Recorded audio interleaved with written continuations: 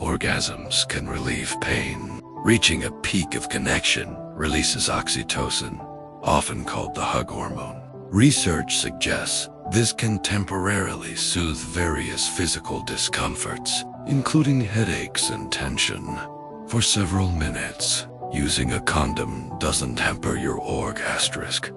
As a common myth is that using protection reduces the quality of the experience. Studies show that couples are just as likely to reach their peak with or without it. In fact, it can lead to longer sessions because both partners feel more relaxed and secure. It's not easy for women to reach it. If you find it difficult to reach a climax, you aren't alone. Between 10% and 40% of women report similar experiences.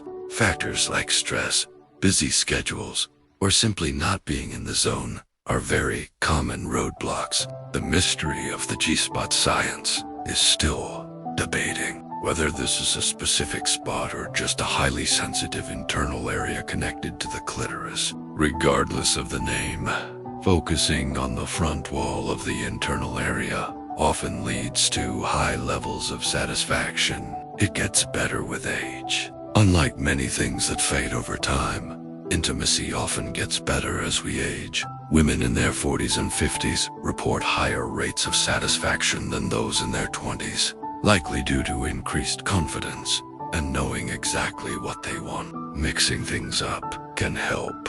Relying on just one move can lead to a plateau. Research shows that combining different types of touch, like manual or oral stimulation, alongside traditional methods, significantly increases the likelihood of reaching a peak. Self-esteem is a major factor. How you feel about your body directly impacts your ability to relax. Practicing positive self-talk and getting comfortable with your own map can significantly improve your intimate experiences. It may take more than 10 minutes to orgasm, as while popular media makes it look instant. Most women require at least 13 to 15 minutes of focused activity to reach their goal.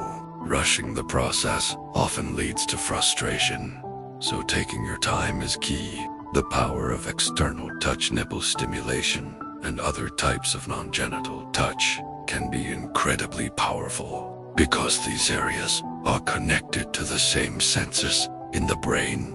They can sometimes trigger a full-body response all on their own.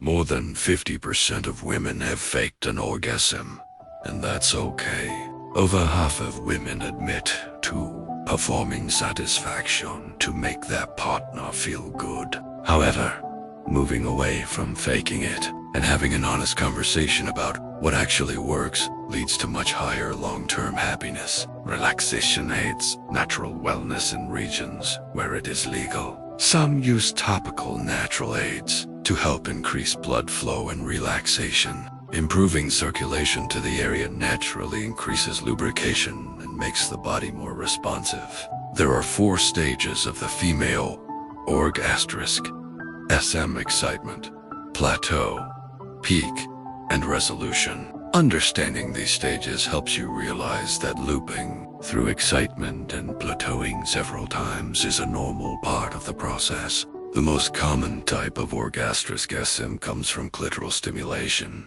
not penetration. Only about 6% of women reach their goal through internal movement alone. The vast majority, nearly 40%, require consistent clitoral stimulation to feel fully satisfied. The foreplay gap.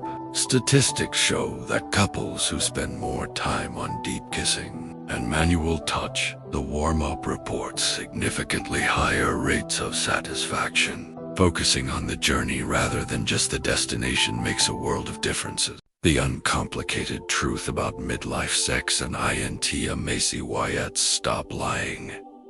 Most men don't lose erections in midlife. They lose their hiding place. When you're young, sex covers a lot of sins. Chemistry, novelty, alcohol, ego. If it doesn't work, you blame the wine, the mood, the timing, then roll over. over and move on. Midlife shuts that down.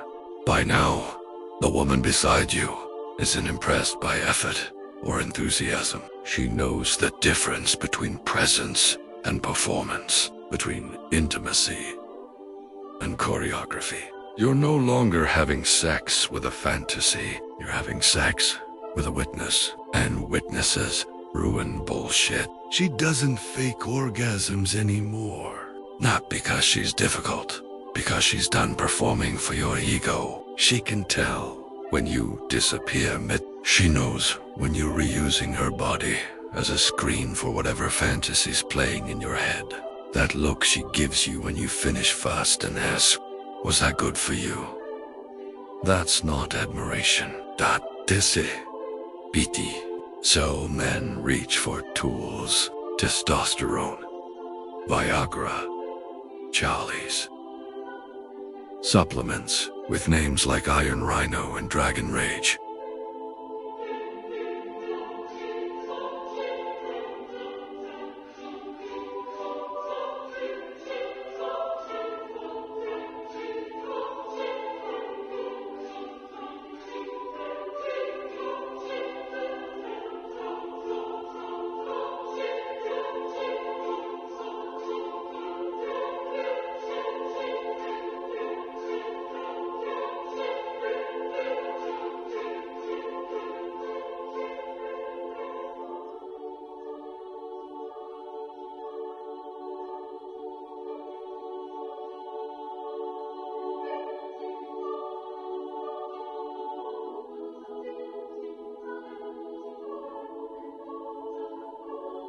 It really can, but it won't fix emotional absence. This isn't about blood flow. It's about what happens when sex stops protecting you from intimacy. Bodies change, hormones drop, your knees crack, your back complains, your dick now needs a pep talk and a warm-up. That's not failure. That's aging. You can medicate biology. You can't medicate being checked out. Midlife sex isn't about finishing. It's about staying present when things don't go to plan, when you go soft, when it's awkward, when nobody comes, when you're exposed without performance to hide behind. Porn taught men the wrong exam. Real sex is slower. Monsieur, get there. Get there. Human. There's laughter, pauses, talking, lube, and honesty. And here's the upside. When you stop pretending, sex gets better. Not luther, not harder, more real. Midlife sex isn't asking, can you still get it up? It's asking, can you stay? Because the hardest part of midlife isn't that your body changes. It's that you can't fake intimacy anymore. And you never could. She was just kind enough not to say it. Rules are